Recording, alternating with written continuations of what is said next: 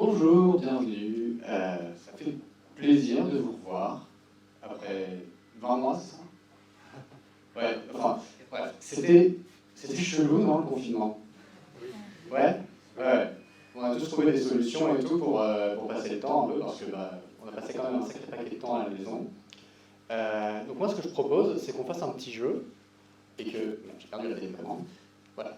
Je vais citer des activités de confinement un peu typiques, et ce que je vous propose, si vous voulez, j'espère que vous voudrez, c'est que vous leviez la main si vous avez fait cette activité. D'accord? Yeah. Alors, et évidemment, la télécommande ne marche plus. Formidable. Bon, on va commencer par celui qui est typique. Ceux qui ont fait leur propre pain, je vais vous demander de lever la main. Et il y en a quelques-uns. Bon, je leverai la main aussi en théorie, mais je tiens un micro, je vais manquer de main et tout, ça va être compliqué. Ceux qui ont fait de l'exercice, du sport, qui ont couru entre 500 mètres, trucs comme ça, un certain nombre aussi. Ouais, ok. C'est plus sportif que cuisinier. Allez, on va partir sur un truc un peu moins sportif. Ceux qui ont fini 2 fois le catalogue Netflix, le jeu de la dame, Squid Game, tout ça. Ouais. Très bien. Ceux qui ont réalisé leur trigonométrie. Il y en a un, ok, formidable. Ceux qui ont fait ça.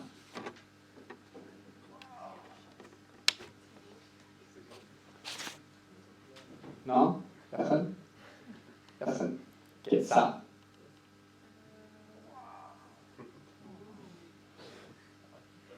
Non plus? Non, ok. Il n'y a que moi donc. Même ça? Non? Vraiment pas? Bon. Écoutez, je me présente, je m'appelle Georges Mathieu et je vais vous expliquer comment j'ai fait tout ça. Donc, je suis développeur front-end, je suis également auteur, co-hôte, re-auteur derrière s'il faut. Chez Putain de Code, on est un blog en français sur le code, comme le nom l'indique. On est très ouvert aux propositions. Si vous avez un article à nous proposer, si vous avez des retours à nous faire, si vous voulez juste nous envoyer des insultes, je sais pas. Faites-nous une PR, on y jettera un œil. Ça nous ferait super plaisir et on serait très content de vous voir. Donc moi, ce que je vais vous montrer aujourd'hui, c'est comment réaliser donc, les vidéos que je vais vous montrer, enfin que je vous ai montré, avec des simples connaissances web. Non, parce que, à la base, vous voyez tout ça là? Ça, c'est pas du web. Et alors surtout, il y a un autre problème, c'est que pour faire des vidéos, il faut utiliser ces logiciels. Problématique, c'est que j'en ai pas la moindre idée. Et en plus, ça coûte du pognon, ce que j'ai pas non plus. C'est un vrai métier, c'est un vrai métier qui existe et tout, les gens sont payés pour ça, mais c'est pas mon métier. Parce que moi, mon métier, c'est front. Donc, je connais des choses, je connais React, je connais CSS, je connais JS, je connais 150 noms des premiers Pokémon, je peux vous les citer de tête, je vais pas faire ça, il nous reste 20 minutes, ça va être compliqué, mais de toute façon, ça n'avance pas à grand chose pour faire des vidéos. Donc, avant de passer à la vidéo, on va voir un petit peu de théorie, peut-être qu'on va réussir à développer un peu le problème. C'est quoi une image? Vous avez déjà posé la question, c'est quoi une image? Pas très curieux. Une image, c'est une grille de points. C'est une image toute bête, bien pixelisée. C'est, en fait, dans sa forme la plus élémentaire, une image, c'est une liste de pixels. Avec, pour chaque pixel, une couleur qui est associée, et cela selon ces deux paramètres qui vont être la hauteur et la largeur. C'est pour ça qu'on dit qu'une image est en 2 dimensions.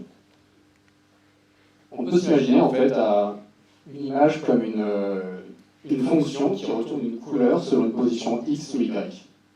Comme ceci, quoi. Enfin, c'est pas vraiment du vrai JavaScript, mais écrivez pas ça, c'est dégueulasse. Mais c'est vaguement ça, quoi. Donc dans notre exemple de code, si picture est une fonction, alors on peut imaginer que l'ordinateur lui demande, pour chaque pixel, aux coordonnées X et Y, la couleur qu'il doit afficher. Bon, maintenant qu'on a défini ce qu'est une image, désolé, on peut peut-être enfin se pencher sur la vidéo, parce que c'est quand même le sujet du talk. Donc une vidéo, par essence, c'est une suite d'images qui se succèdent suffisamment vite pour qu'on ait une illusion de continuité. Histoire d'avoir un peu d'images dans ce talk, de bullshit dans ce talk, je dirais que les vidéos sont des aéroports d'images. Plus sérieusement, on peut voir une vidéo comme une image à 3 dimensions. Comme précédemment, nous avons la largeur, la hauteur et... Bien joué. Le temps est une dimension, une vidéo est une projection en 2 dimensions d'un objet en 3 dimensions. Comme notre perception du monde d'ailleurs. L'univers il est en 3 dimensions, on le perçoit qu'en 2.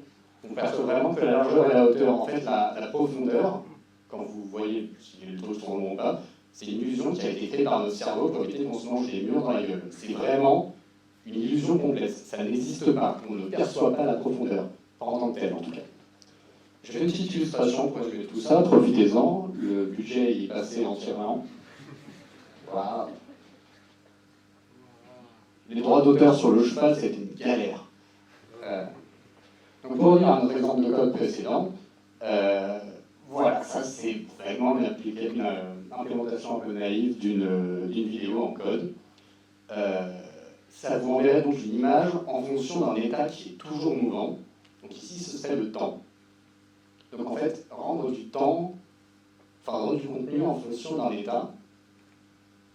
Et attendez, je crois que ça s'appelle très littéralement React.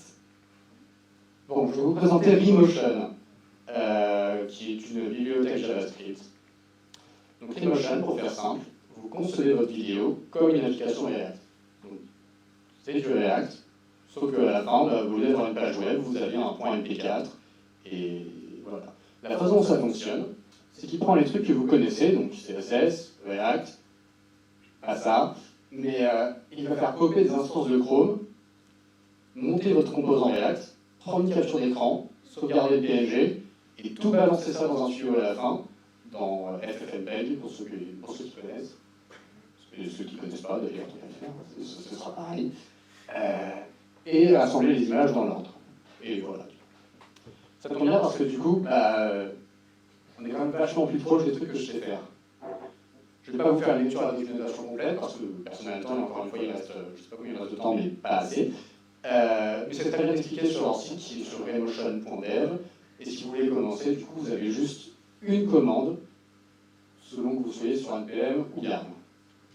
En mode review, donc en mode dev, ça ressemble à peu près à ça. Comme je disais, j'ai pas les moyens de me payer des logiciels de montage vidéo, envoyer des dons, mais je suis quasiment sûr que ça ressemble à peu près à ça.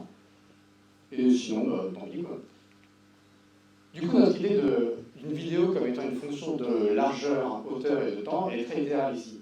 Alors, il faut savoir quand même, on utilise effectivement la frame comme unité de temps.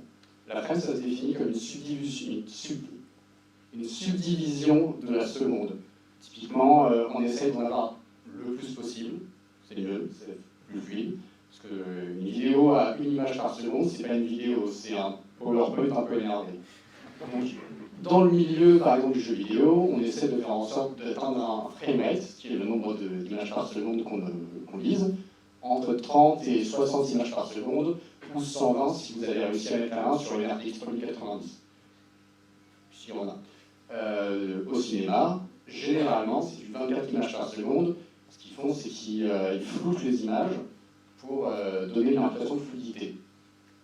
Sauf si vous êtes Peter Jackson, dans ce cas-là, vous faites des films en 48 images par seconde et les gens vomissent au cinéma. C'est terrible, c'est terrible. Une des choses importantes à noter, donc, c'est que votre code doit être idempotent. Alors, c'est un très grand mot pour dire que votre code doit produire le même résultat à chaque fois que vous le lancez. C'est ça aussi un très grand mot pour dire que, en fait, vous n'utilisez juste pas math.random et ça devrait rouler. Donc, la raison pour ça, en fait, c'est que ça va être des instances de Chrome différentes qui vont faire tourner votre code. Donc il faut qu'elles soient un peu raccord sur ce qu'elles vont sortir. Donc si vous utilisez math.random, fondamentalement, à un moment ou à un autre, vous allez commencer à partir sur des résultats complètement différents, et à réconcilier, ça va être n'importe quoi, et votre image, elle va sauter de partout, ça va être dégueulasse. Je vais vous présenter un petit peu l'API de Remotion, désolé pour le micro. Ça, c'est la sauce secrète, c'est Use Your Own Frame, c'est le truc le plus essentiel, c'est le seul truc qui est essentiel d'ailleurs. C'est un hook React qui va vous renvoyer la valeur actuelle de la frame en cours. C'est selon cette valeur-là que vous allez ajuster votre render. Interpolate, qui est également fourni par Remotion, qui n'est pas vraiment nécessaire, qui n'est pas vraiment obligatoire, qui est quand même plutôt pratique. C'est une grosse règle de 3. Vous mettez votre valeur d'entrée, les valeurs qu'elle va avoir, et les valeurs de sortie. Donc par exemple, si je passe 0, enfin si je passe une frame, on va dire que la frame, on est à la frame 15, que je dis que ça doit faire entre la frame 0 et la frame 100, et que ça doit me renvoyer une valeur entre 0 et 50, à la frame 15, ça va me renvoyer une valeur d'environ 7,5. C'est une règle de 3, c'est comme ce que nous expliquait Benjamin tout à l'heure sur les scales. Alors, je disais précédemment, évitez d'utiliser random. Si vous devez vraiment avoir de l'aléatoire, vous pouvez. Inmotion fournit son propre utilitaire d'aléatoire. La seule différence avec celui fourni nativement en JS, c'est qu'il prend une seed. Il est seedé, c'est ça qu'on appelle. C'est la PRNG, ce qui veut dire de la génération de nombres aléatoires, non, la pseudo-génération de nombres aléatoires. Fondamentalement, 2 fois vous appelez random avec la même seed, 2 fois vous aurez le même résultat. Et enfin, mon préféré, qui n'est pas fourni par Emotion, mais fondamentalement c'est mon talk et si je parle des trucs qui me plaisent, donc c'est le bruit de Perlin. Je vais vous expliquer un peu pourquoi, c'est quoi le bruit de Perlin, etc. Donc ça c'est du bruit blanc, vous connaissez sûrement comme étant la télé qui ne capte plus. C'est ce qui sort lorsqu'on demande à une image d'appliquer une valeur aléatoire sur chaque pixel. C'est discontinu, ça n'a ni forme ni logique, et c'est très littéralement aléatoire. C'est-à-dire que vous ne pouvez pas en tirer grand-chose. Le bruit de Perlin, chaque valeur est dépendante des valeurs autour. C'est pour ça qu'il présente donc des longues taches de couleurs continues, donc noir ici, là, vous voyez là, c'est comme un zèbre flou. Vous voyez? C'est ça. Donc 2 pixels côte à côte ont des valeurs proches l'une de l'autre. D'ailleurs, bon, je ne vais pas vous faire un cours magistral non plus sur le sujet. Le bruit de Perlin, en fait, est le principal algorithme, c'est le plus important, dans Minecraft. C'est toute la map de Minecraft est générée à base de bruit de Perlin. Donc, en fait, la façon la plus simple de faire ça, tu prends ton bruit de Perlin, tu vois, par exemple, tiens, là, c'est blanc. Blanc, ça veut dire que c'est haut, noir, ça veut dire que c'est bas. Tu fais une carte en 3D par rapport de là. Tu remplaces les courbes par des cubes et à peu de choses près, tu as Minecraft. Également, il faut savoir que le bruit de Perlin a été inventé en 1985 par Ken Perlin, c'est pour ça que ça s'appelle comme ça, hein, c'est pas juste un nom rigolo, qui était donc programmeur sur le film Tron et qui était très très très dissatisfait en fait du rendu de Tron, qu'il trouvait beaucoup trop robotique. Donc il s'est dit tiens, ce serait super intéressant que je puisse avoir du mouvement qui paraisse plus naturel, et donc rajouter en fait une espèce de chaos naturel dans les choses. Donc voilà, ça c'est la raison pour laquelle vous n'utilisez pas de l'aléatoire. Comme vous pouvez voir, ça saute de partout, c'est pas très sympa, et clairement si un jour ma télé fait ça, je la ramène au magasin. Ça, c'est ce qui se passe quand tu alignes un truc avec du Perlin noise. Comme vous pouvez le voir, les transitions sont fluides. Alors si on s'amuse, on peut même le faire dans les 2 directions en même temps, et puis déjà des feuilles qui tombent dans l'arbre. Formidable. Donc ce que je vous propose maintenant, c'est qu'on fasse un petit live coding de vidéo, sauf si vous ne voulez pas, et que voilà. Mais honnêtement, moi j'ai déjà pris ma décision. Donc, on va y arriver. Hey, ça marche.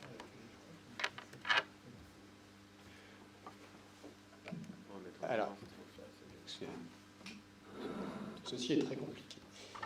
Alors, on était en miroir.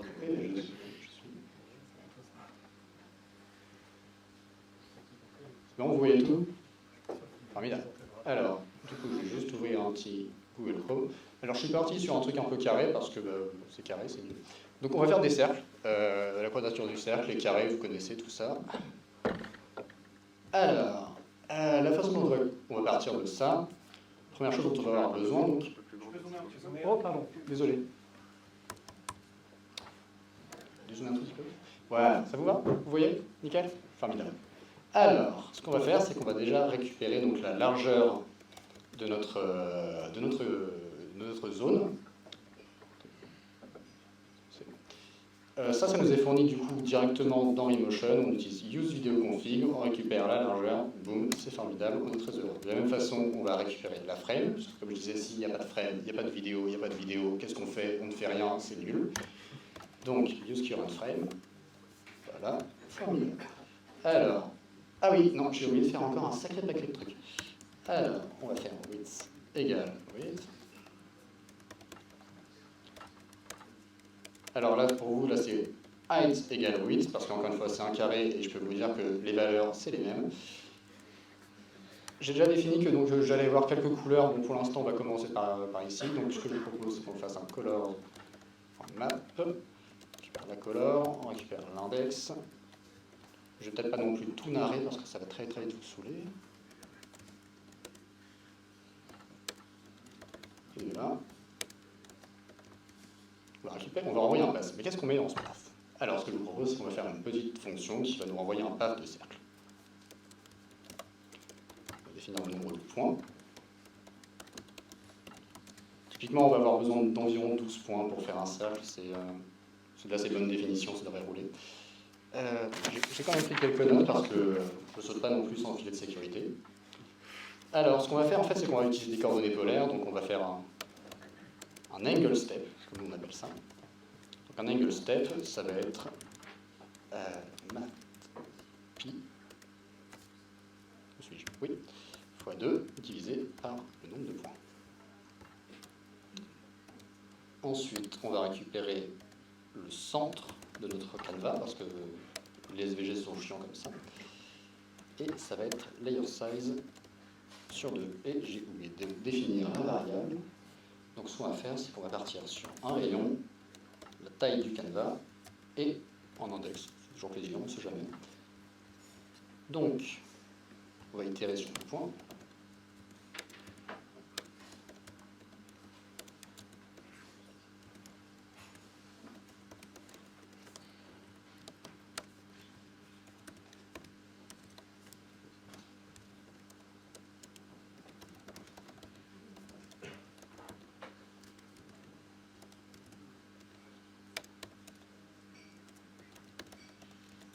Désolé, hein, ça va accélérer un petit peu après.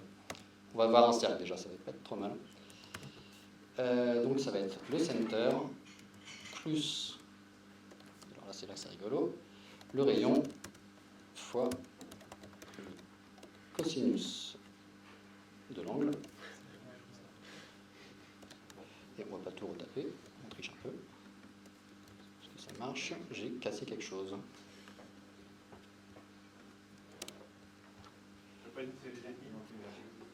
Oui, effectivement, c'est parce que je suis stupide. Et voilà, et alors là, j'ai évidemment pas appelé ma fonction. Alors ce qu'on va faire, c'est qu'on va pas directement passer les points comme ça, parce que sinon on va se retrouver avec juste des points. Donc on va utiliser un petit algorithme co-créé par un mec qui a bossé dans une petite startup qui s'appelle Pixar. Parce qu'encore une fois, donc, tu peux pas bosser dans le développement d'images et pas utiliser des algorithmes écrits par chez Disney. Ça n'existe pas, ça ne se voit pas. Tu peux pas faire ça. Donc la façon dont on va faire les choses, on va lui passer la spline. On va dire un petit cercle de 400 de rayons, ça fait toujours plaisir. La layer size, ça va être ma width. Et l'index, ça va être index. On lui dit qu'on veut un cercle fermé. Et tant qu'à faire,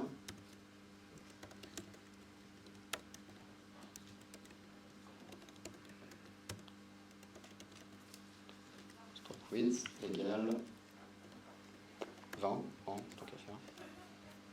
Ça donne quoi? C'est un cercle.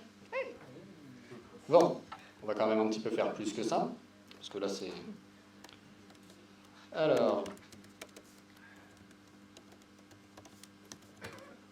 Premier qui devine ce que je suis en train de faire a gagné. Ouais.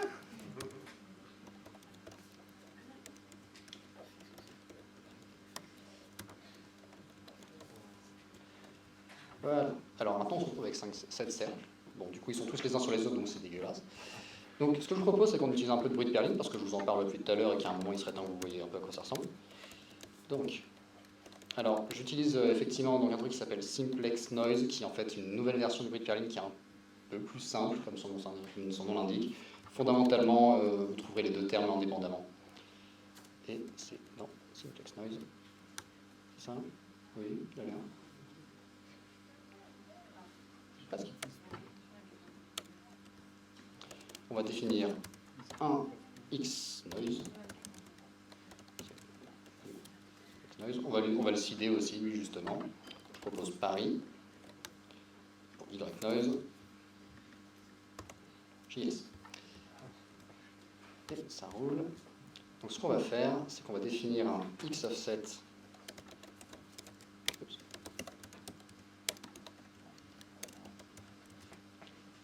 Égal X noise. Là, en fait, là, j'accède juste en fait à donc. Vous vous souvenez de le zèbre flou tout à l'heure, en gros là j'accède au zèbre flou. Donc je vais lui passer deux paramètres puisque c'est du noise en 2D, comme on disait tout à l'heure. Donc sur l'axe X, on va lui passer... Qu'est-ce qu'on va lui passer? Déjà on va définir un progrès, tiens, on va enfin peut-être commencer à animer les choses. Progress égale frame sur 100. Voilà. Et bah, ça va être I, voilà, I et progress, alors pareil en Y.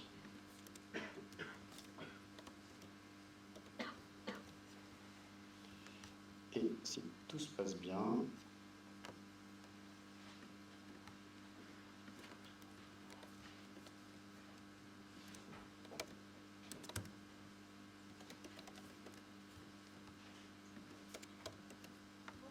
est-ce que j'ai cassé quelque chose? La réponse est oui. Qu'est-ce que j'ai fait?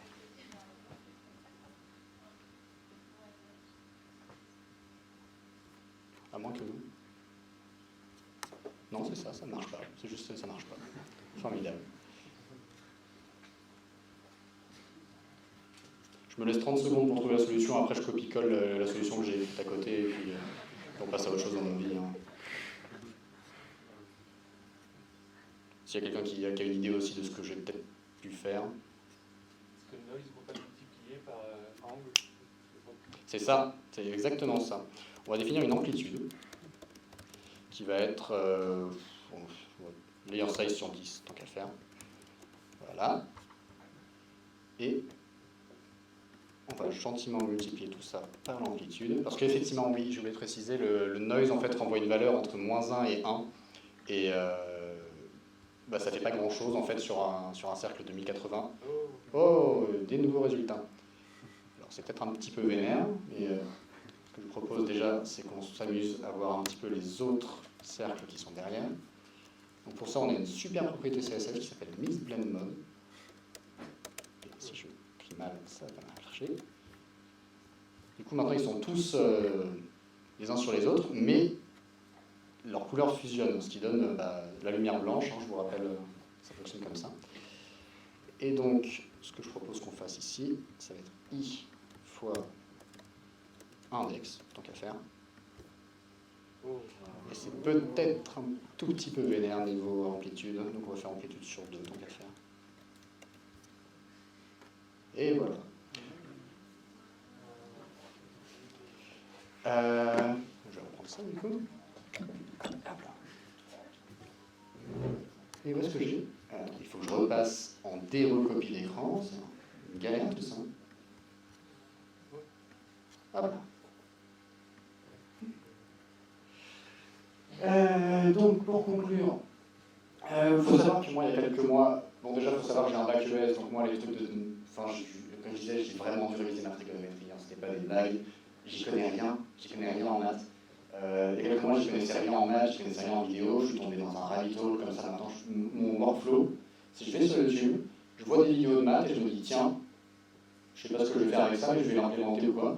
Et je recopie des palanquées entières de code que je ne comprends pas, écrits par des gens vachement plus malins que moi, mais j'ai l'impression d'apprendre des trucs. Se lancer dans la vidéo en algorithme, c'est apprendre énormément de choses aussi sur comment fonctionnent les maths, comment fonctionne le navigateur également, puisque fatalement, si votre truc est archi pas optimisé, votre ordinateur il va non seulement galérer à le render en temps réel sur l'écran, il va également galérer à le rendre en MP4. Je vous montre après juste après un render MP4. Conclusion numéro 2, c'est du web. Vous connaissez le web. Vous savez exprimer les choses en web. Globalement, tous les outils que vous connaissez déjà, tous les outils que vous utilisez déjà sont déjà disponibles. Vous avez tout l'écosystème NPM, vous avez tout l'écosystème des navigateurs. Vous pouvez du coup rentrer dans le monde de la vidéo par une porte que vous connaissez déjà. Qui, si ça vous intéresse, c'est assez puissant à ce niveau-là.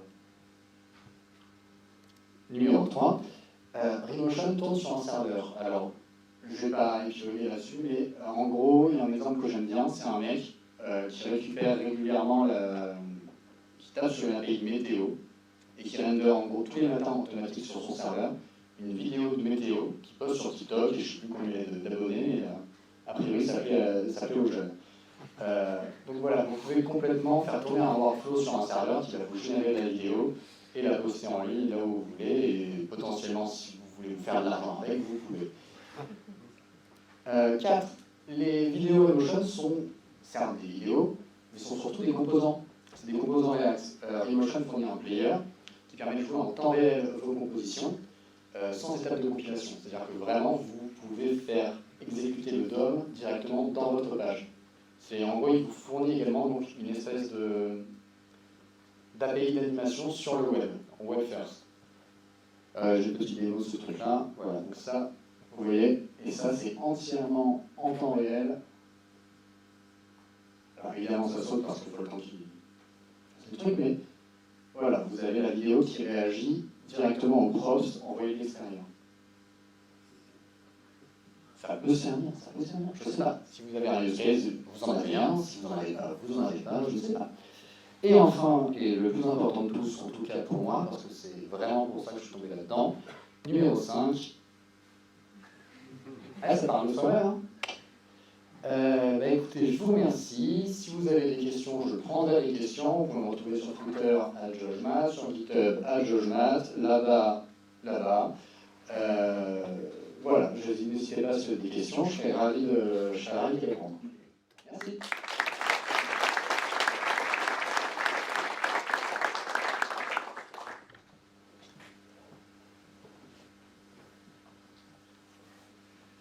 Merci pour le talk. Tu parlais de CSS. Alors du coup, est-ce que tu peux faire des animations CSS avec ton DOM? Et comment ça marche avec les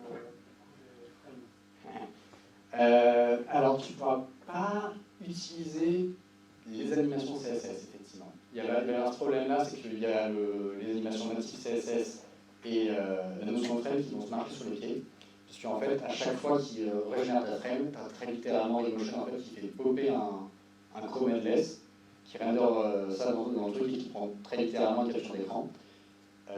Donc en fait, autant que ton composant sache, il vient de ce render, donc il va jouer l'animation. Donc potentiellement, tu vas avoir des résultats un petit peu, à défaut de mieux, je dirais funky. Mais tu peux essayer. Fondamentalement, moi, je pense que ça court à la catastrophe. Dommage.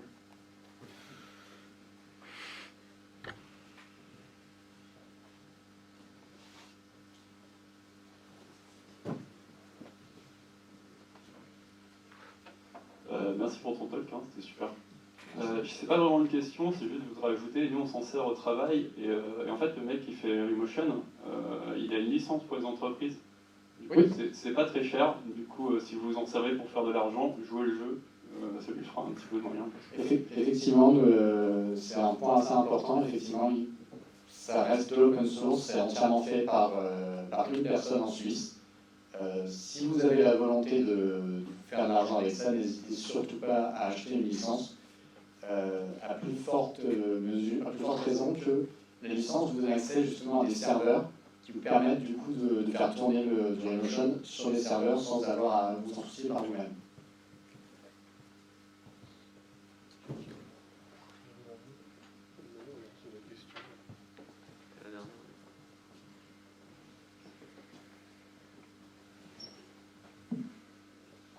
Est-ce qu'on peut enregistrer les vidéos? Est-ce que ça génère des fichiers? Oui, c'est ça que je voulais montrer.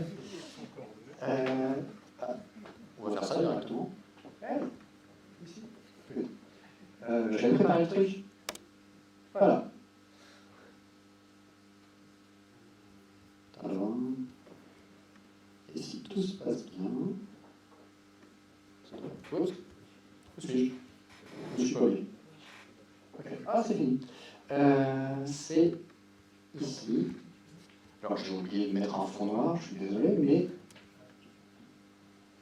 Et c'est un vrai MP4 pour de vrai, 100% pur jus. Enfin, vous pouvez en faire plein de choses.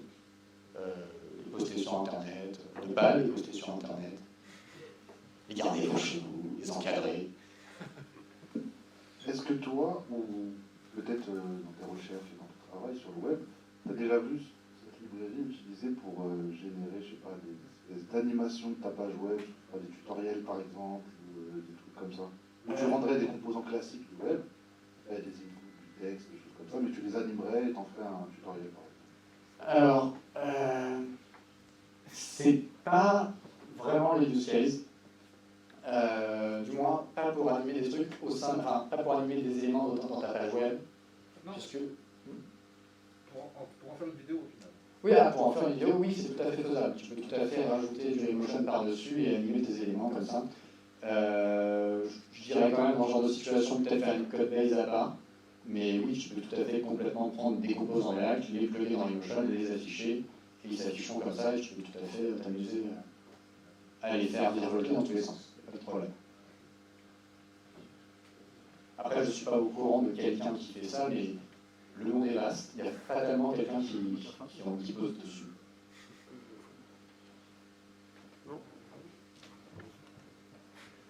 Merci Georges pour ce talk.